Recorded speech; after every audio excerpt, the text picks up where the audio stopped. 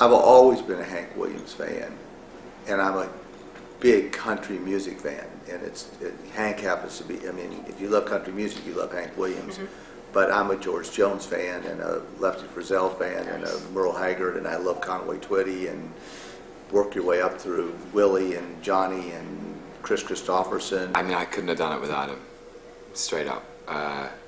Rodney gave me the tools. He kind of, I knew I had the commitment. I made the commitment to do it. I needed to look like Hank, to sound like Hank, and to represent his struggles and celebrate his talent.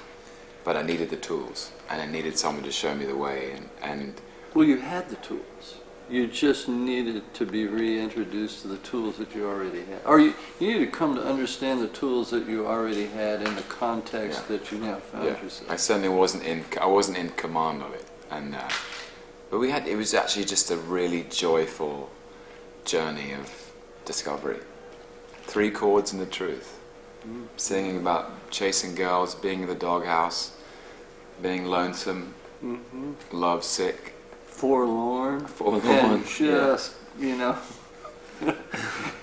at rock bottom. Man showed up at my door, was an artist who said, "Man, I have nothing but the utmost respect for the artist Hank Williams, and this is a very serious undertaking, and I want to give it my all, and I want it to be true, and I want it to be as authentic as it can be.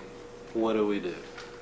What I was so moved by was it was a portrait of the artist as a young man that Mark Abraham had written about the man behind the legend.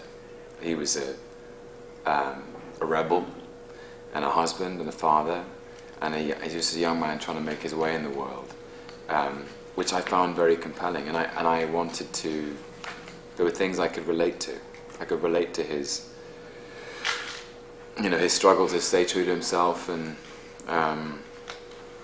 the challenges of show business and all that kind of stuff. So I just think he was a mischief. I think he was a really witty, rebellious, charismatic guy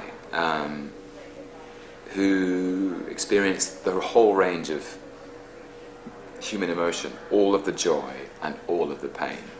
He was someone who was born to be an entertainer. He got up on that stage, and he had a white-hot talent, which he was able to sort of transmit to crowds of people. And his joy as a performer is something I related to. But also, he had this deep well of sadness and remorse and anguish, and the contradiction within him is what makes him so fascinating.